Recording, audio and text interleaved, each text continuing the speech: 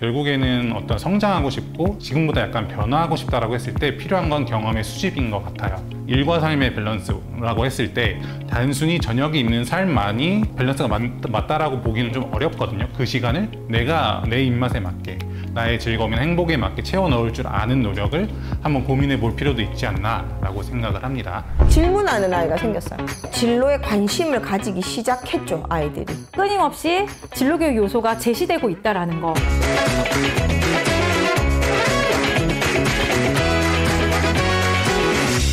안녕하세요. 캠퍼스 멘토입니다. 디지털 교육에 대해 고민하고 계신가요? 학생에게 필요한 정보를 찾아 공유하는데 많은 시간을 보내고 계신가요? 캠퍼스 멘토의 오늘도 디지털 게시판은 매일매일 새로운 콘텐츠를 송출하여 학생에게 꼭 필요한 진로 진학 정보를 제공하고 학생 스스로 학습할 수 있는 디지털 교육 환경을 제공합니다.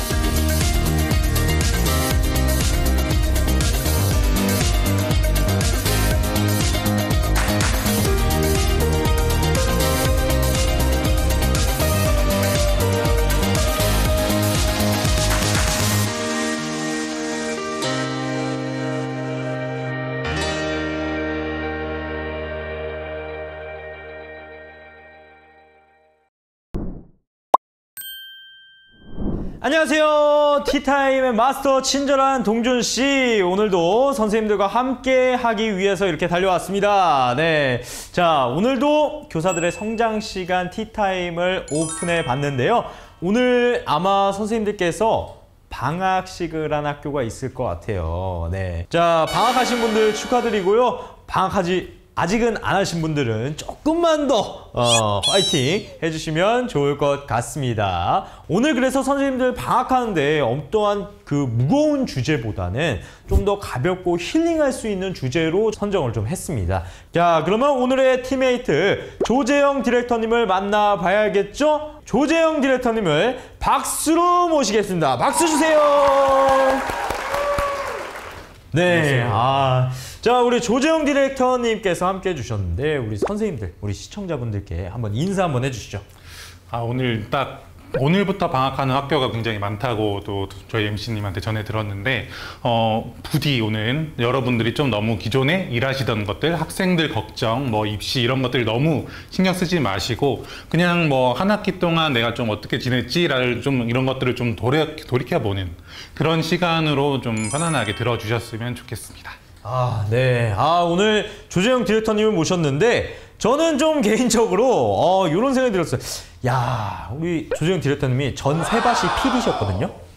세바시를 보시다가 저희 티타임을 보셨을 때 약간 좀 금쪽쫄하진 않을까라는 고민을 했는데 저희 티타임 전혀 그렇지 않습니다. 전혀 그렇지 않고 저희도 이제 되게 대규모 행사들도 하지만 사실 유튜브 다른 채널들도 워낙 많고 스튜디오에서 작은 스튜디오에서 진행하는 프로그램들이 너무 많아요. 그래서 저 이런 딱 이 정도 사이즈의 스튜디오 굉장히 익숙합니다. 네, 좋습니다. 오늘 김경자 TT님께서 반갑습니다. 오늘은 놀면서 힐링한 타임 맞지요? 라고 해주셨는데 오늘 또 어떤 이야기를 준비해 주셨는지 한번 좀 설명을 좀 해주시죠. 일단 오늘은 좀 그동안에는 여러분 선생님들께서 좀 필요한 내용들, 그래서 그거에 대한 정보를 얻는 시간들로 티타임을 아마 들으셨을 것 같은데 오늘은 약간 이제 15분보다는 조금 긴 세바시 강연을 듣는다고 생각을 하고 좀 제 경험이나 그리고 여러분들이 일하면서 놓치고 있었던 어떤 나의 여가 시간, 그리고 저는 이제 딴짓이라고 표현을 하는데 내 여가 시간은 좀 취미로든 아니면 요즘에 계속 인기가 많은 사이드 프로젝트로든 좀 즐겁게 누리셨으면 하는 바람에서 제 경험을 위주로 이야기를 좀 소개시켜 드리려고 합니다. 경험을 좀 공유하면서 선생님들의 힐링 타임을 가질 계획이시군요. 맞습니다. 오늘 또 조재영 디렉터님이 저희 티타임에 조금 더 분위기를 살리기 위해서 큐시트까지 직접 만들어 오셨어요. 세바시처럼 그런 분위기를 살짝 내기 위해서 연출적인 요소로 가져와 봤습니다. 너무 감사드립니다. 자, 오늘도 우리 선생님들의 힐링 시간이 좀 기대가 되는데요. 오늘은 뭐 책상에 뭐 연필이나 뭐 그런 거 다 내려놓으시고 편안한 마음으로 들으셨으면 좋겠습니다. 자, 그러면 본격적으로 티타임 시작합니다.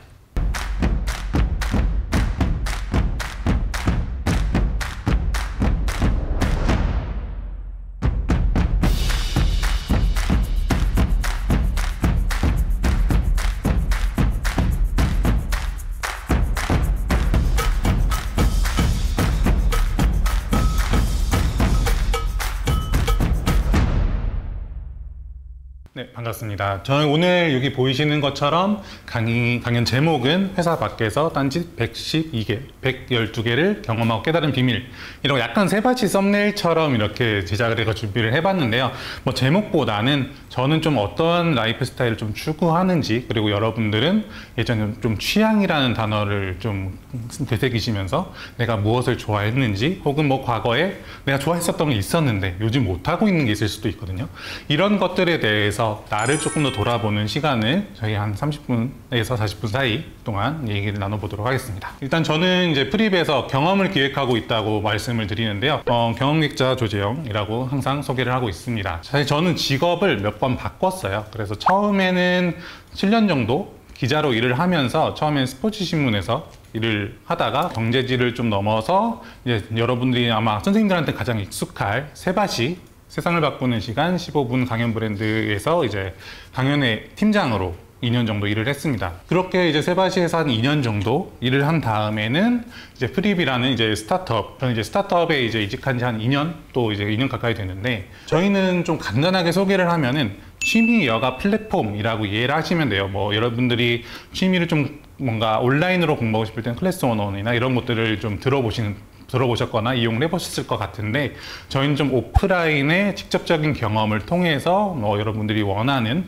혹은 좀 몰랐는데 해보고 싶었던 취미나 여가를 좀 제안해드리는 그런 플랫폼입니다. 그래서 저는 프립에서 이제 신사업들을 좀 총괄을 해가지고 지금까지 일을 하고 있고요. 제가 이제 그동안 책을 4권 정도를 썼는데, 그 중에서 이제 여기 왼쪽에 보시는 것처럼 아마 여러분들 선생님들 지금 일하고 계신 학교에도 아마 도서관에 비치되어 있는 학교들이 있을 것 같은데, 캠퍼스 멘토에서 이제 저랑 이제 과거에 협업을 해서 어떻게 되었을까 시리즈 기자편, PD편, 그리고 유튜브 크리에이터편, 이렇게 3권의 진로정보 서적을 출간하기도 하고, 그리고 여기는 이제 이제 다른 분들의 좋은 얘기들을 많이 좀 발굴을 했으니까 이번엔 내 이야기를 해보자 라는 관점에서 하우투 딴짓이라는 책도 이렇게 출간을 했습니다. 그런 것처럼 이제 저는 이제 회사 밖에서도 여러 가지 활동들을 하고 있거든요. 첫 번째는 글 쓰는 사람입니다. 그래서 아까 앞에서 보여드렸다시피 4권의 책을 출간을 했고, 글을 또 연재하고 때로는 기고도 하는 그런 뭐 사이드 프로젝트 딴짓을 하고 있었고요. 그리고 자연스럽게 뭐 책을 출간을 하면은 아무래도 자연스럽게 강의나 멘토링이나 코칭 이런 의뢰가 들어오는데, 그런 새로운 기회들이 계속 창출이 됩니다. 그래서 저는 이제 책을 출간하기 이전부터, 그러니까 제가 딱 2년 차가 됐을 때부터 진로 특강을 시작을 했어요. 그래서 첫 번째가 아마 충암고등학교였던 걸로 기억을 하는데, 거기서 이제 처음 진로 특강을 하고 지금 10년째 진로 특강을 포함해서 뭐 여러 가지 대학생들 또 성인들 대상으로도 제 어떤 경험이나 인사이트를 좀 소개하는 일들을 하고 있고, 그리고 제가 제일 좋아하는 어떤 취향 하나를 꼽자고 하면은 저는 사진입니다. 어느 순간 좀 맥락이 있는 어떤 완성돼 있는 작업을 하고 싶어서 다큐멘터리 사진 작업을 한 1년 가까이 을지로 쪽을 기록을 하는 프로젝트를 하면서 실제로 인사동에서 전시도 하고 그런 식으로 진행을 했었던 기억이 납니다. 본격적으로 좀 얘기에 들어가기 앞서서 제가 세바시에서 일했을 때의 모습이에요. 여기 보면은 좀 연예인분들도 많이 만나게 되고, 저는 이제 여러 가지 세바시에서 여러분들이 특히 진로 시간에 학생들에게 많이 추천하는 그런 콘텐츠들을 만드는 일을 했었고, 여기 뭐 아이키님이나 가수 폴킴님 이런 분들이랑 작업을 하면서 리허설하는 모습도 준비를 했고, 또 이제 회사 밖에서는 제 어떤 저만의 딴짓 워크숍이라는 교육 IP를 만들어가지고 하기도 하고, 아까 말씀드린 사진전 혹은 이제 청소년 대상으로, 이거는 이제 고등학교 방송반 친구들 이랑 이제 PD 교육 실습을 섞어서 하는 그런 수업이기도 했고요. 그리고 오른쪽 밑에는 책을 쓰니까 또 자연스럽게 사인을 하게 되는 그런 되게 영광스럽고 재미있는 경험을 하게 되더라고요. 그래서 이런 것들을 하면서 저는 되게 일을 통해서만 느낄 수 없는 어떤 행복감, 이런 것들을 회사 밖에서 추구하는 그런 식의 라이프 스타일로 살아가고 있습니다. 그래서 지금 프립에서는 어떤 일을 하는지 조금 더 소개를 해드릴게요. 뭐 제가 이제 처음 프립에 이제 이직을 하고 나서 무엇을 해야 되나, 처음에 프립의 어떤 온라인 경험을 좀 만들어 달라라고 막 이렇게 얘기를 하셨는데, 제가 그때 잘할 수 있는 거는 세바시 같은 그런 자기개발이나 동기부여 형태의 토크 프로그램이다 보니까 캠핑 컨셉으로 이렇게 뭐 셀럽이나 유명한 분들을 모셔가지고 뭐 인사이트를 듣는 시간을 랜턴 캠핑이라는 프로그램을 만들어서 온라인으로 진행을 했는데, 이때 뭐 적게는 한 400명, 많게는 한 700명 정도 동시에 이제 접속을 하시는 그런 식으로 좀 캐주얼한 분위기에서 강연 프로그램을 프리 버전으로 하다가 이제 반응이 좋으니까 인사동 코트라는 공간인데 여기서 오프라인으로 이런 분들을 초대를 했어요. 그러니까 뭔가 저희는 이게 일로 하는 거지만 이걸 이제 퇴근하고 나서 나의 어떤 고민이 있거나 이런 걸 해소하고 싶을 때 여러분들이 지금 틱타임에 들어와서 어떤 니즈를 해결하시는 것처럼 저희도 저희 프리베 결대로 대중분들이나 그런 타겟분들한테 좋은 경험, 이야기를 들려드릴 수 있게 이때는 이제 공연과 강연을 같이 기획을 해가지고 프로그램을 꾸리기도 했고요. 그래서 오늘은 뭐 아까 저희 MC님께서도 얘기하셨지만 여러분들의 힐링을 위한 시간으로 좀 준비를 해봤습니다. 제가 좀 말하고자 하는 키워드는 굉장히 뻔한 표현일 수도 있지만 행복이라는 키워드를 가져와 봤는데요. 방학 중에 이제 연수를 받게 된다거나 아니면 크고 작은 업무가 있으신 분들 혹은 일상에 또 작은 어떤 과제들이 있는 분들도 뭐 방학 중에 있으시겠지만 부디 좀 따뜻한 차 한잔 하시면서 몸을 편안하게 힘도 빼시고 티타임 어떤 본연의 가치에 집중하는 시간을 한번 진행해보고 싶습니다. 그래서 저는 이제 어떻게 살아야 좀 행복할 수 있을지 저는 좀 욕심이 많거든요. 그래서 어떻게 살아야 행복해질 수 있는지 되게 고민을 해왔던 사람이고 뭔가 조금 불행하지는 않지만 어떻게 보면은 좀 더 행복할 수 있는 조금 더 잘 행복하게 살기 위해서 고민과 노력을 많이 하는데 여러분들은 어떠세요? 이번 한 학기라든지 아니면 뭐 최근 몇 년간을 돌이켜 봤을 때 행복하십니까? 아마도 좀 일이 어느 정도 정해져 있고 뭐 내 삶이 약간 루틴처럼 또 정해져 있는 분들도 계시기 때문에 뭐 딱히 불행하다거나 이런 마음은 안 드실 수도 있을 것 같아요. 저도 요즘에는 제법 그래도 살만하다라는 생각을 많이 하게 되는데 또 행복의 어떤 평균치가 있다고 하면은 그것보다는 행복하다라고 생각하는 분들도 좀 있으실 것 같습니다. 근데 그렇다고 해서 뭐 살만하다고 해서 대단히 행복하시냐? 라고 여쭤보면은 글쎄 싶으신 분들도 많이 계실 것 같아요. 일단은 나만의 행복을 찾기 위해서 우리는 좀 두 가지 문장을 살펴봤으면 좋겠습니다. 여기 장표로도 보이실 텐데 첫 번째는 행복은 순간의 자극에 국한되지 않는다라는 문장을 가져와 봤어요. 이거는 이제 우리가 뭔가 좀 익숙함에서 오는 좀 익숙해서 뭐 대단히 뭐 즐겁거나 자극적이거나 행복하지 않은 그렇게 약간 오해를 하시는 분들이 좀 있으신 것 같아요. 되게 쉽게 생각을 해보면은 우리가 뭐 대학생 시절을 조금 돌이켜 봤을 때 학교 앞에서 되게 맛있게 먹던 맛집이 있었는데 10년 뒤에 혹은 20년 뒤에 그 맛집을 다시 가봤는데 나 옛날에 이렇게 맛있었는데 요즘 왜 이렇게 별로지? 뭐 이런 것들인 것 같아요. 그래서 우리가 어릴 때 뭔가 조금 더 젊었을 때 쌓았던 새로운 경험 그리고 첫 번째 경험은 아무래도 꽤나 자극적일 수밖에 없는 것 같습니다. 그런데 우리는 이제 나이를 들면서 굉장히 많은 것들을 경험하게 되고 할 줄 아는 것, 또 경험한 것들이 쌓이다 보니까 자연스럽게 자극이 무뎌지게 되는 것 같거든요. 그래서 나의 어떤 몸과 마음을 어떤 경험이 충분히 자극을 하지 못하니까 자극적인 관점에서는 뭔가 행복하지 않다고 느낄 수도 있는 것 같습니다. 요 밑에는 이제 행복은 강도와 빈도 모두 중요하다라는 문장을 또 준비해 봤는데 제가 이제 강의 같은 걸 나갈 때 세바시 강연 볼만한 거 추천해 주세요 이런 질문을 되게 많이 받거든요. 그럴 때마다 뭐 여러 개를 추천을 하지만 공통적으로 꼭 말씀드리는 게 그 김민식 전 MBC PD님의 행복은 강도가 아니라 빈도다. 아마 여러 선생님들 중에서도 아마 이 강연 보신 분들도 계실 수 있을 것 같아요. 이 강연은 이제 어떤 내용이냐고 하면은 코로나 팬데믹 기간에 아마 많이 들어보셨을 것 같아요. 어떤 작은 성취 경험을 쌓아가면서 일상에서의 어떤 작은 행복감을 자주 느껴야 내가 더 비로소 행복해질 수 있다 라는 메시지를 전달하는 강연인데 저는 매우 공감을 하고 그렇다고 생각을 했는데 생각해 보니까 꼭 그렇지만은 않은 거예요. 이게 결국은 둘 다 모두 중요한 거죠.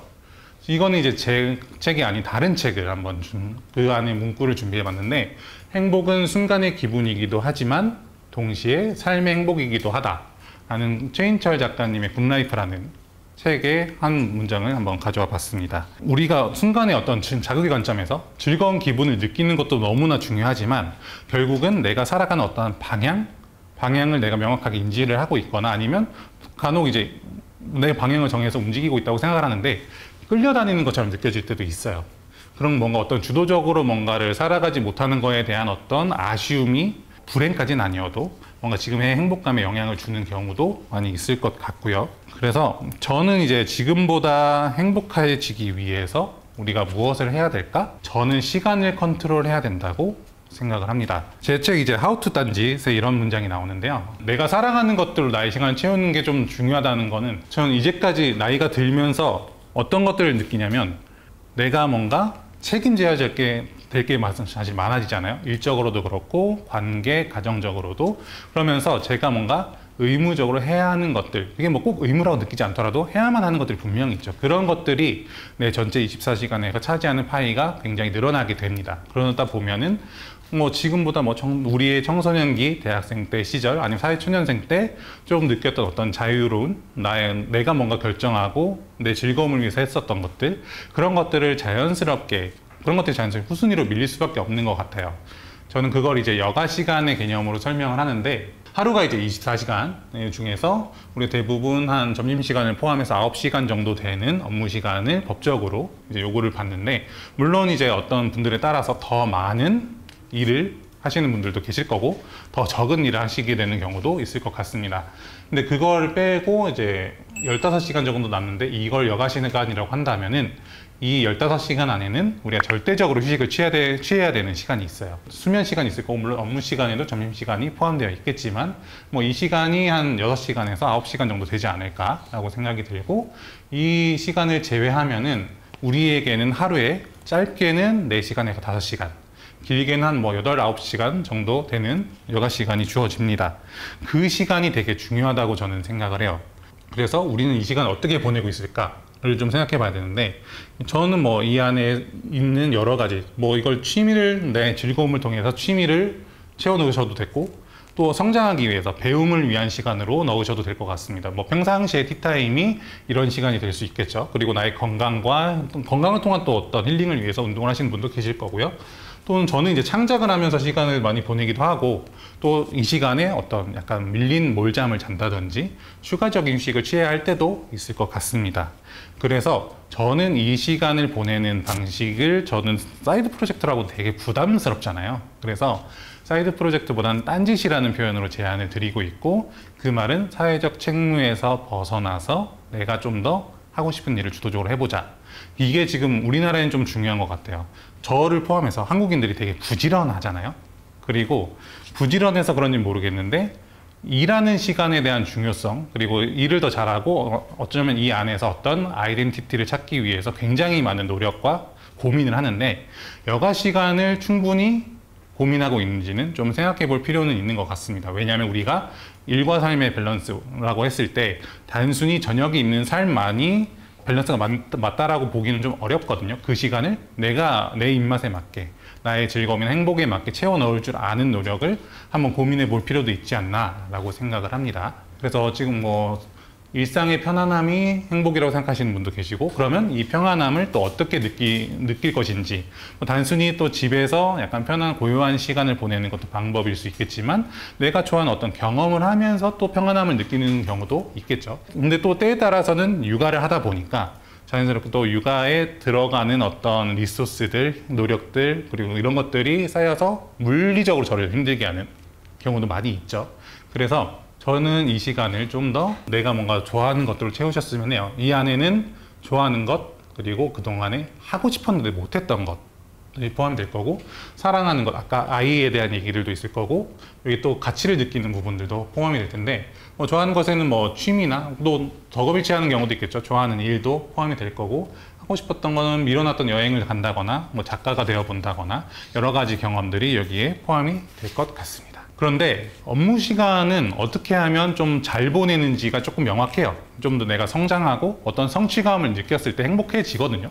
근데 여가 시간은 케바케, 개인에 따라서 굉장히 다른 것 같습니다. 그런데 우리가 너무 잘 아시겠지만 업무 시간은 우리가 통제를 명확하게 하기는 사실 어려워요. 거의 불가능하다고 보는데, 업무 시간은 굉장히 변수가 많죠. 제 얘기를 조금 여기 적어놨는데, 뭐 행복한 시간도 분명히 있었어요. 성취감을 느끼는 시간도 많이 있었는데, 그만큼이나 되게 무료하거나 일하기 싫거나 피곤한 시간도 너무너무 많았고요. 그리고 이제 회사 내에서 어떤 무례한 관계를 사실 무조건 싸울 건 아니니까 감내해야 되는 날도 많을 거고, 또는 뭐 성과를 제대로 인정받지 못하는 경우, 뭐 그게 제가 그 성과에 대한 목표치를 정확하게 인지를 못했건, 회사의 어떤 정치적인 문제였건, 그런 결과적으로는 저한테 약간 악영향을 주는 경험들 아마 여러분들도 한 번 정도씩은 하셨을 거라고 생각합니다. 제 책의 이제 한 구절인데 여기 밑줄 적은 부분만 좀 보시면 될 것 같아요.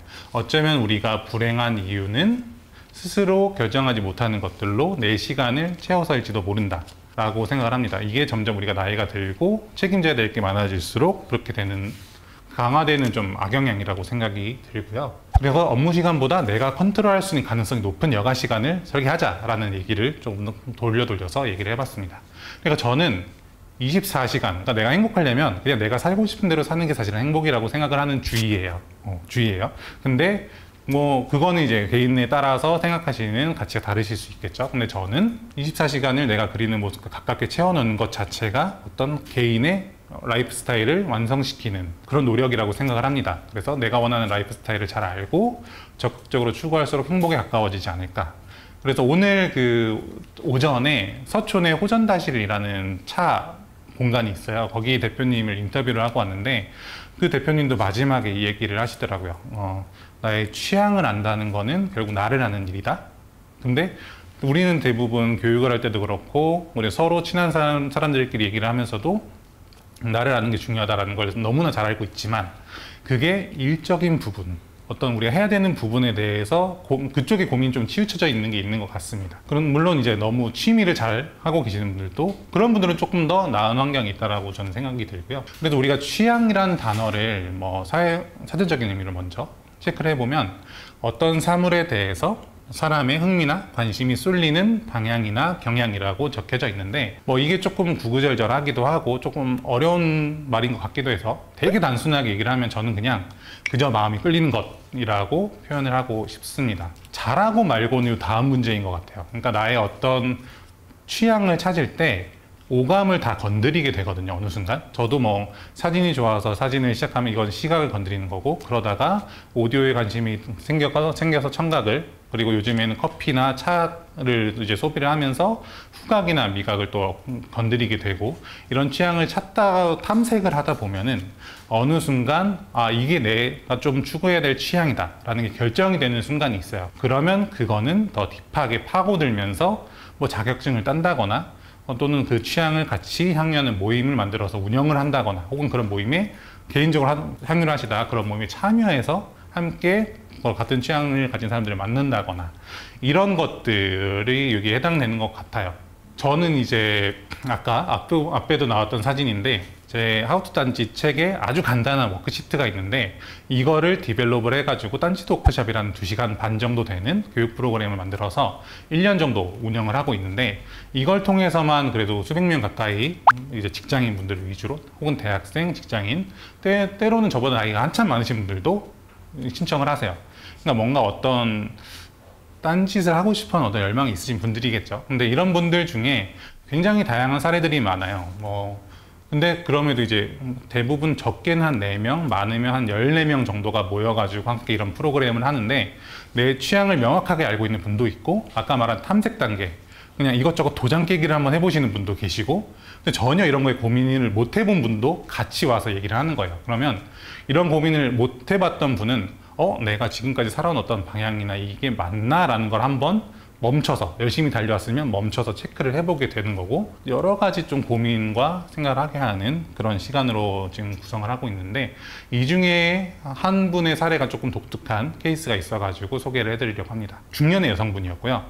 이분은 여기 BTS의 팬, 아미셨는데 이분은 꽤 이제 열심히 활동하는 아미이셨던 것 같아요. 그래서 이미 이제 이 팬분들과 함께 뭔가를 사부작 하는 프로젝트들을 해왔는데 대개는 내가 좋아하는 어떤 연예인들을 덕질한다는 거는 뭐 이 사람들이 생산하는 콘텐츠를 향유를 하거나 아니면 실제로 특히 가수들은 뭐 콘서트나 사인회 때 만나서 뭐 직접 뭔가 내 얘기를 전해준다거나 이런 것들을 하게 되는데 이분은 BTS의 어떤 이미지 때문인지 모르겠으나 내가 좋아하는 이 셀럽 스타들의 이미지를 더 긍정적으로 이제 BTS의 어떤 선한 영향력을 이 팬클럽 활동으로도 보여주고 싶었던 거예요. 그래서 이분들이 좋아하는 활동을 하기도 하지만 때에 따라서는 어떤 프로젝트를 해서 기부금을 모아가지고 전달하기도 하는 그런 프로젝트를 이제 아미끼리라는 모임을 만들어서 운영을 하시겠다고, 기존에도 하셨지만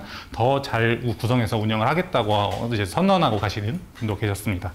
이런 부분들이 되게 재밌는 일인 것 같고, 뭔가 좋아하는 것이 하나 이상 우리에게 있다고 하면은 그 소재를 중심으로 해서 내 시간을 채워보는 연습이 필요한 것 같습니다. 여러분들은 지금 어떤 취향을 갖고 계신지도 궁금한데 채팅창으로 남겨주시면 좋을 것 같고, 여러분들이 적어주시는 동안에 저의 취향도 한번 얘기를 해보도록 하겠습니다.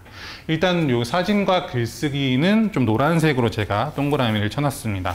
그 소비자가 아닌 생산자의 관점에서 적극적으로 좀 창작을 해가면서 향유하고 있는 저의 취향이고, 아무래도 사진은 제가 어릴 때 보면 집안에 필름 카메라가 하나씩 있거든요. 근데 그거를 어른들이 잘 못 만지게 해요. 그리고 저희 부모님도 그러셨고, 대학생이 돼서 되게 저렴한 필름 카메라를 하나를 사서 아마 저랑 비슷한 루트로 사진을 뭔가 시작해 보신 분도 많이 계실 것 같은데, 그렇게 하면서 필름 사진을 찍어보고 디지털 사진도 찍어보고 필름 카메라도 모으게 되고 뭐 모았다가 팔려다가 막 이렇게 하게 되죠. 그러다가 이제 저는 사진전을 지금 한 4번 정도 했거든요. 그러면서 이제 본의 아니게도 좋은 기회들이 닿아서 그런 작가로서의 어떤 퍼포먼스를 하기도 하고, 그리고 글쓰기는 아까 앞서서 보여드렸던 뭐 책이나 이런 여러 가지 방식을 통해서 보여주고 있는데, 그 외에 저는 또 소비적인 관점에서는 저는 여전히 영화를 보는 걸 좋아해요. 그 중에서도 저는 픽사의 애니메이션은 빼놓지 않고 봅니다. 그걸 통해서 뭐 전작과 비교도 해보고 이런 것들이 되게 재밌어요. 그리고 저는 술이 약해요. 태생적으로 술이 약한데, 그러다 보니까 커피랑 차를 좀 대용으로 많이 마시는, 뭐 커피나 차에 대한 것들도 뭐 전문가는 아니지만 조금씩 알아보면서 나에 맞는 어떤 맛이나 아니면 좀 이걸 잘 구현하는 카페를 찾아낸다거나 이런 재미를 좀 같이 누리면서 일을 하니까 일상이 좀 더 재밌어지더라고요. 그리고 일로 하다 보니까 어느 순간 조금 오디오를 힐링하는 게 좀 익숙해지고, 여기 뭐 미식여행이라고 표현을 마지막에 해놨지만 사실 맛집 다니는 겁니다, 그냥. 근데 뭐 그냥 여행 다니면서 처음엔 저도 구경을 하는 여행들을 많이 했다고 하면은 이제는 거기서만 느낄 수 있는 어떤 맛을 찾아내는 이런 것들도 결국은 여러분들이 하고 있는 것들 중에 하나일 거예요. 그 중에서 저는 8가지 정도를 추려봤고, 또 지금 레고 피규어 모으는 취미, 이런 것들도 되게 수집을 통해서 어떤 취미를 하시는 분들도 계시고, 페이퍼 커팅 얘기도 나왔고요. 그리고 운동도 너무 중요합니다. 제가 제일 못하는 거기는 한데 저는 이제 해야만 할 것 같아서 이제 한번 해보려고 하고요. 근데 이제 이런 여러 가지 것들을 경험을 시작해 보려고 했을 때 되게 조심해야 되는 부분이라고 해야 될까? 요즘에는 인스타그램을 중심으로 좋아 보이는 게 너무너무 많아요. 뭔가 좀 공간을 잘 촬영하고 이걸 통해서 좋은 마케팅 광고 소재를 만들어서 뭔가 SNS에 막 퍼지니까, 물론 그런 것들 대부분 좋기는 하지만 어떤 디테일이 떨어진다거나 이런 공간들이 막 생기는데, 그런 영역에서까지 우리가 소비의 영역에서까지 리터러시를 해야 될 필요는 저는 없는 것 같거든요. 그래서 오히려 저는 기획하는 입장이니까 기획자나 마케터의 입장에서는 좀 더 맞춤형으로 어떤 우리 타겟이 원하는 감성에 맞는 적합한 정보를 큐레이션 해주는 게 매우 중요한 일이라고 생각을 하고, 그걸 통해서 저희가 이제 시작을 한 게 이제 프립에서 시퀀스라는 큐레이션 브랜드를 낸 거예요. 이거를 조금 더 소개를 해드리도록 하겠습니다. 저희 시퀀스는 크게 4가지 키워드가 있는데요. 여기 라이프스타일까지 보이실 텐데, F&B 브랜드, 공간 브랜드, 그리고 문화예술 브랜드, 문화예술에는 공연이나 전시를 포함을 하고, 라이프스타일, 이렇게 4가지 키워드를 가지고 좀 더 기존에 정말 요즘엔 좋아 보이는 것이군, 아니면 그냥 좀 트렌디하고 공간이 너무 우수하지 않아도 뭔가 재밌는 곳들 많이 있거든요. 근데 되게 높은 감도의 경험이나 공간을 발굴하고 알리는 일을 하고 있습니다. 지난 5월 15일에 처음 론칭을 했어요. 지금 이제 11개 브랜드와 협업을 하고 있는데, 그냥 간단하게 이름만 먼저 말씀드리면 덕수궁 옆에 있는 마이시크릿덴, 그리고 퍼멘티드 고스트라는 비어 소믈리에라는 직업이 있더라고요. 저도 이거를 하면서 처음 알았는데, 와인 소믈리에는 너무 익숙하잖아요. 근데 비어 소믈리에에게 듣는 어떤 이야기를 들으면서 나의 맥주를 몰랐던 세계를 알아본다거나, 그리고 파르품 삼각, 호환별제, 워라 보이차 만드는 그런 공간들, 홍진호 콘크리트라는 파주의 공간이 나왔어요. 음악 감상실인데 이 뒤에 이어서 소개를 해드리도록 하겠습니다. 여기는 그러니까 저희가 11개를 다 알아볼 건 아니고 한 3가지 정도만 좀 깊게 소개를 해드리고 싶은데, 이 콩치노 콘크리트라는 공간은 여기 대표님이 사실 치과 의사세요. 근데 이분이 되게 어릴 때부터 카세트 테이프, 우리 워크맨이라고 하는 카세트 테이프를 시작으로 뭔가 오디오 쪽에 어떤 흥미가 계속 생겨서 모으고 모아서 뭐 그러다 보니까 오디오 시스템도 모으고 LP도 모으고 CD도 모으고 막 모으신 거예요. 그렇게 막 수집을 하시다가 이게 하이엔드 오디오 시스템은 가정용이라고 하더라고요. 근데 이거를 넘어서서 빈티지 시스템으로 넘어갔는데, 여기 이미지에서 보이는 굉장히 커 보이는 이 네모난 정사각형 그 자체가 스피커입니다. 굉장히 크죠. 제가 아마 여기 옆에 서는 한 요만 할 거예요.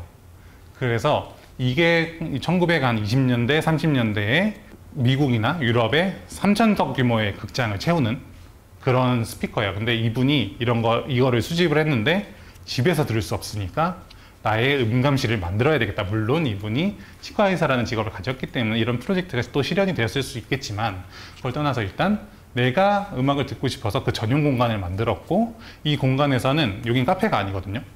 여기는 커피도 안 팔고 빵도 안 팔아요. 물만 주는데, 여기서 그냥 음악에 집중하고, 또 음악에 집중하면서 좀 나를 좀 돌아보기도 하고 책을 읽기도 하고, 이런 시간을 보내는 공간인데, 이 공간 자체가 좀 독특한 거는, 이게 홍익대 또 유명한 건축가, 그 건축과학과 교수님이 이제 이걸 설계를 하셨는데, 제가 2층부터 3층까지 어느 스팟을 돌아다녀 봐도 똑같은 퀄리티의 오디오가 들려요. 그런 음악의 길을 냈다고 표현하시던데, 이런 부분들이 좀 감도가 높은 브랜드라고 저희가 생각을 하는, 저희 기준에 부합하는 경험들인 것 같습니다. 감도가 높다라는 게 되게 모호한 표현일 수 있는데, 저는 이제 복합 감각을 자극하는 경험이라고 생각을 해요. 가장 전통적인 의미에서 오감을 자극하는 것들 중에 하나가 메인 감각이 있고, 여기에 어떤 경험의 결과 유사한 공간이나 지역, 그리고 뭐 주제에 맞는 사운드나 향, 그리고 스토리텔링 뭐 이런 것들이 더해지는 거죠. 그러면서 새로운 감성을 제공해주는 그런 경험들을 찾고 있고, 뭐 여기 파르품 삼각이, 여기는 이제 삼각 지역 근처에 있는 향수를 만드는 퍼퓸머리인데, 여기는 260종 정도의 향수를 갖고 있는 것 중에서 60종을 맡아요. 그러니까 저는 향수를 잘 몰라요. 근데 선물 받아서 쓰는 향수들이 있거든요. 아마 선생님들 중에서도 그런 분들이 계실 거고, 뭐 내가 좀 향수는 조금 알지, 나는 이런 향수들을 뿌리고 있어 라는 것들이 세워져 있는 분들도 계실 건데, 여기 가면은 내 향수에 대한 지식을 그 다음을 넘어갈 수가 있어요. 그럼 몰랐던 걸 알게 되는 그 즐거움이 있잖아요. 그런 데서 느끼는 어떤 환기나 즐거움, 그걸 통한 어떤 행복감, 이런 것들이 있을 수 있을 것 같고요. 그리고 여기는 마이시크리텐이라는 공간은 덕수궁 바로 옆에 있는데, 여기는 공간 구성 자체가 되게 시퀀스예요. 그러니까 여기가 딱 문 열고 들어가면 바로 빨간 벨벳 재질의 커튼이고, 그걸 열면은 바로 클래식 사운드가 일상에서 완전히 단절되게 만들어주고, 그리고 쭉 공간을 안으로 들어가다 보면 여기 사진에 보이는 덕수궁 뷰가 보이는 통창을 통해서 되게 시각적인 청량감을 제공해 주니까, 되게 시각적으로, 청각적으로, 후각적으로 힐링이 되니까 이 공간에서 자연스럽게 나에게 집중하게 되는 거고, 이 안에 그건 대화가 안 됩니다. 그런 컨셉도 나를 돌아보는데 되게 중요한 그런 부분에 도움을 많이 주는 공간이라는 생각이 들었어요. 제가 이런 것들을 너무 자세하게 소개할 건 아닌 것 같아서 이 정도로 간단하게만 먼저 소개를 해드려 봤고요. 저는 이제 이런 공간이나 경험들을 5월부터 해서 계속 찾아다니고 있고, 이제 8월 1일에 새로 또 오픈을 하는데, 아직까지는 서울이나 경기권 위주로 찾아내고 있지만, 8월에 양양에 있는 스테이 같은 것들도 추가가 되고, 점점 이제 선생님들도 이제 전국에 계실 테니까 이 지역성을 좀 넓혀 나가면서 한번 좀 좋은 경험들을 제공할 수 있도록 노력을 해볼 예정입니다. 그래서 앞서서 우리가 좀 행복이라는 거는 강도랑 빈도가 모두 중요하다고 말씀을 드렸는데, 강도가 저는 이제 이런 취향의 영역에서는 오감을 얼마나 자극하냐의 영역인 것 같아요. 그래가지고 한 가지 감각을 굉장히 극대화할 수도 있고, 복합 감각을 자극할 수도 있고, 근데 결국에는 새로운 환경에서 나를 어떻게 돌아보는 이런 시간을 통해서 보다 잘 쉴 수 있는 것 같습니다. 그러니까 저도 뭔가 피곤해서 푹 자면은 뭔가 물리적으로 많이 잤는데, 뭔가 좀 오늘 좀 잘 보냈나? 혹은 또 잘 자고 일어났는데 몸이 더 찌뿌둥하거나, 이런 부분들인 것 같아요. 근데 오히려 내가 좋아하는 것들을 적극적으로 추구했을 때 우리는 그동안에 몰랐던 진정한 어떤 쉼을 찾을 수 있을 거라고 생각이 들고, 저희가 이제 요 하우투 딴짓이라는 책도 있지만, 여러분들이 아마 딴짓을, 선생님들이 이 말 많이 하실 것 같아요. 저도 이제 특강 나갈 때 보면은 학생들이 뭐 점심시간 이후에 집중을 못 한다거나 뭐 이럴 때 많이 들리는 소리인데, 저는 이제 우리가 그럼에도 불구하고 솔직히 업무적으로 뭔가를 많이 하다가도 내가 어떤 잠깐 딴짓을 할 때 더 재미있고 즐겁게 뭔가를 하게 되거든요. 그래서 아까 앞서 말씀드린 것처럼 사회적 책무나 제약에서 좀 벗어나서 여가 시간만큼은 내가 하고 싶은 걸 하면서 진짜 나를 찾는 행위, 그걸 취향이나 이런 내 취미를 통해서 만들어 나가보셨으면 하는 마음에서 방학을 맞이해서 한번 준비를 해봤고, 아까 제 제목에서 보였던 것처럼 이제 112개 단짓, 물론 요 안에는 이제 동일한 프로젝트인데 여러 회차 진행한 프로젝트들은 안 써 있어요. 그런 걸 다 카운트해서 112개이긴 한데, 굉장히 많은 경험들을 해보면서 뭐 소비자로서 뭐 하는 경험도 있고 생산자로서 하는 경험들도 쌓여 나갔고, 저는 10년 내내 이렇게 매해 보냈거든요. 이 안에서 뭔가 나를 크게 변화하게 만든 경험도 있고, 뭔가 나의 어떤 확신을 갖게 만든 경험들도 있고, 어떤 의미 없는 경험들도 분명히 있었고 실패했다고 판단할 수 있는 경험도 있을 것 같은데, 우리가 뭔가 결국에는 어떤 성장하고 싶고, 지금보다 약간 성장이라는 표현을 거창하게 쓰지 않더라도 지금보다 약간 변화하고 싶다라고 했을 때 필요한 건 경험의 수집인 것 같아요. 뭐 성취 경험에 대해서 너무 잘 아실 것 같아서 간단하게 얘기하면, 나를 레벨업 시키는 어떤 성공 경험, 그게 크건 작건 그런 문제는 아닌 것 같고, 결국에는 내가 자기 개발의 영역에서도 그렇지만 취향과 여가의 영역에서도 내가 좀 더 지금보다 나아지고 싶다라는 열망이 있으신 분들에게는 이런 작은 어떤 여러 가지 경험들을 직접 수집해 보시면서 이 내가 쌓았던 경험들의 총합과 그리고 거기에 몇 가지 성취 경험들이 곱해진다고 하면 결과적으로 어떤 우상향 그래프를 그릴 수 있을 것 같아요. 그래서 그 중에 하나만 제가 짧게 소개를 하면은, 결국엔 삶의 어떤 의미를 추구한다라는 게 또 행복의 하나의 요소라고 생각했을 때, 저는 어쨌건 청소년 진로 특강을 계속 하고 있거든요. 제가 딱 그 11년 전에 충암고에가 첫 진로 특강을 했다가 처참하게 실패했어요. 처참하게. 굉장히 떨렸고, 강의 안에 뭐 전문성도 부족하고 이런 여러 가지 요소가, 저는 그래서 이제 뭐 되게 아쉬운 시간을 했지만, 그 다음에 이제 인일여고라는 두 번째 이제 인천에 있는 학교에 가가지고 진로 특강을 좀 잘해보고 싶었던 마음이 굉장히 컸었던 것 같아요. 그래서 좀 더 저한테 맞는 어떤 무대를 짜기로 했고, 학생 때 관심이라는 게 좀 그렇잖아요. 그냥 미디어에 많이 노출되거나 그래도 어느 정도 약간의 관심이 있어 정도를 가지고 이제 인원을 모으실 텐데, 너무 랜덤보다는 약간의 미디어나 콘텐츠 쪽에 관심 있는 친구들 위주로 그래도 좀 모아달라라는 요청을 아예 직접적으로 드렸고, 왜냐면 저희 전문성이 부족했으니까. 여러 가지 뭐 강의 요소에서도 앞부분에서 제가 갖고 있는 너무 좋은 자료들 있잖아요. 연예인 사진들이 있는데 이걸 제대로 못 쓴 거예요. 왜 그렇게 했을지 모르겠지만, 지금 돌이켜보면 굉장히 바보 같은 일이기도 한데, 이런 구성들을 좀 디벨롭 해가면서 두 번째 강의를 잘 마무리를 했고, 그러다 보니까 여기는 지금 다 중국인 친구들인데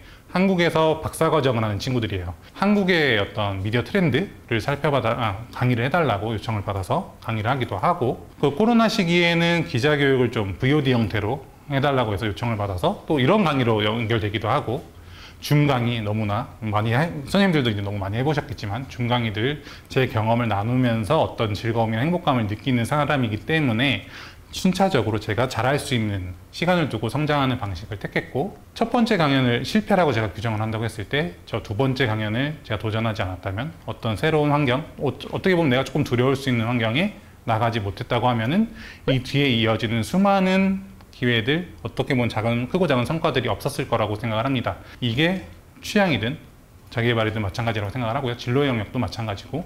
그래서 여러분들, 저는 이제 생산자적 관점에서의 도표이기는 한데, 우리가 이제 경험을 나의 어떤 자산으로 만든다고 했을 때, 저는 경험을 베이스로 계속 성장을 한 사람이거든요. 저는 좀 지식보다는 경험 베이스인 것 같기는 해요. 근데 여기에서 크게 4가지 단계가 있는 것 같습니다. 경험을 수집하고, 이걸 통해서 이제 좀 나의 어떤 취향이든 어떤 하나의 요소, 덕업일치든 그걸 발견했을 경우에는 나의 핵심이든 코어 콘텐츠를 만든다거나, 그게 저는 책이었던 거죠. 책을 통해서 제 경험을 많은 사람들에게 알릴 수가 있으니까 저한테 도움이 되는 거고, 그 외에 이어지는 여러 가지 콘텐츠 확정되는 기회들이 저한테 찾아오고, 이 과정을 계속 무한순환하다 보면은 저에게 여러 가지 베네핏들이 들어오는데, 여기서 저는 즐거움이란 단어를 맨 위에 적어 놨어요. 결국에는 내가 좀 돈이 필요해서 할 수도 있고, 혹은 자신을 위해서 할 수도 있는데, 결국은 내가 좀 그 안에서도 내가 행복하거나 즐거운 것들 안에서 취사 선택을 하셨으면 좋겠습니다. 그래서 취향도 마찬가지로 내 취향을 찾는 경험을 반복해서 해주시길 바라고, 그 내가 하고 싶은 걸 하는 게 진짜 휴식이다라는 말조차도 제 책에 적은 것처럼 저는 이런 것들을 중심으로 살고 있는 사람이고, 아까 결국에는 이 진로 특강이라는 거 제가 되게 그리워했던 모습인 것 같아요. 요거는 이제 작년에 인천 청량중학교에서 했었던 진로의 날 기념으로 했던 특강이었는데, 이때 끝나고 오랜만에 코로나 이후에 이 학생들과 교실에서 호흡하면서 마지막에 끝나고 이렇게 기분 좋게 셀카 찍고, 막 요즘엔 애들이 사인을 요청을 하잖아요. 그런 것들도 너무 흥미롭고 이런 것들이 너무나 그리웠구나. 그래서 올해도 계속 하고 있었고, 뭐 캠퍼스 멘토를 통해서도 과거에 많이 했었고요. 이런 것들처럼 제가 원하는 방향들, 어떤 추구하는 가치들을 점점 명확하게 닦아 나갈수록 이제, 그리고 그러면서 그 과정에서 여러 가지 정량적인 혹은 정성적인 좋은 평가를 받게 되면 뭐 이 방향대로 내가 가면 되겠구나라는 어떤 확신이 생기겠죠. 그래서 그런 부분에 대해서 오늘 좀 얘기를 나눠봤고요. 이 정도로 일단은 마무리를 하려고 하고, 자, 우리 그 선생님들께서 오늘은 좀 가볍게 그냥 저희랑 함께 수다 떤다라고 생각해 주시면 좀 좋을 것 같아요. 예, 그래서 제레드 쌤이 또 글을 한 개 남겨주셨네요. 결과는 실패더라도 그 속에서 다음을 위해 가지고 갈 소중한 자산은 충분히 존재한다고 생각합니다. 라고 해주셨네요. 아, 맞습니다. 예, 역시 그 실패했다고 거기서 끝나면은 그건 진짜 실패인 것 같고, 거기서 딛고 나가는 힘이 중요한 것 같은데, 그런 용기는 좀 어디서 나온다고 생각하세요? 근데 저는 애초에 뭔가 그 딴짓이란 영역이라고 했을 때는 실패 개념은 사실 없는 것 같아요. 왜냐하면 실패는 결국에는 뭔가 어떤 공동된 목표를 합의했고 그걸 못했을 때는 뭐 실패라고 누군가가 규정을 할 수 있지만, 나에게 엄격한 태도를 갖는 것 자체는 나쁘지 않지만 그걸 통해서 나를 혹시라도 갉아먹게 된다고 하면은 결국은 딴짓을 통해서 어떤 목표를 세웠을 때 그 목표를 세운 것도 나고, 그거를 뭐 여러 가지 이유로 달성하거나 뭐 못하는 것도 나기 때문에 그 안에서 아까 선생님이 말씀해 주신 것처럼 내가 이후에 성장할 수 있는 어떤 발판을 찾아낸다 라고 했을 땐 이거는 결국 시행착오나 과정의 문제지 굳이 실패라고 규정을 할 필요는 없는 것 같아요. 저는. 그럼 조금 더 딴짓은 좀 더 가볍게 생각해도 되겠네요. 제가 그렇죠. 이제 목표를 꼭 막 죽을 것 같이 달성하지 않아도 그래도 뭔가 했어 라는 거에 어떤 과정에 의의를 둔다면은 조금 더 재밌게 할 수 있지 않을까. 그렇죠. 그래서 지금 선생님들도 많은 딴짓이 있긴 하더라고요. 아까 취향에 어떤 것들이 있냐 라고 했을 때 다양한 것이 있기도 했어요. 뭐 페이퍼 커팅이라든지 레고 피규어 모으기 막 이런 것들도 있고, 우리 또 주재용 디렉터님이 딴짓을 많이 하시다 보니까 저희랑 책도 많이 써가지고 지금 이 앞에 보면은 어떻게 되었을까 책이 있는데, 기자 어떻게 됐을까는 기자 생활을 하시다가 쓰신 거잖아요. 그렇죠. 그러니까 저는 되게 안정적인 선택을 많이 했던 것 같아요. 왜냐하면 기자를 했을 때 제가 잘 알 수 있는 직업이기도 했고 네트워크도 있었으니까 기자들을 인터뷰를 해서 이 책을 낸 거고, 세바시 PD가 됐을 때 PD 편을 쓴 거고, 유튜브는 이제 제가 다른 매체보다 좀 유튜버들 인터뷰를 빨리 했어요. 그래서 다른 데서 이제 인터뷰를 본격적으로 시작할 때쯤에 저한테는 한 15명에서 20명 정도 되는 인터뷰가 있었고, 이들과 형성된 관계를 통해서 더 깊은 인터뷰를 할 수가 있으니까 저는 이 인터뷰의 완결을 유튜버 편으로 끝낸 거죠. 이거 어떻게 됐을까? 저도 약간 좀 딴짓 중에 하나가 될 수도 있었겠는데, 저도 이거 자연과학 연구원 어떻게 됐을까? 이거 제가 쓴 거거든요.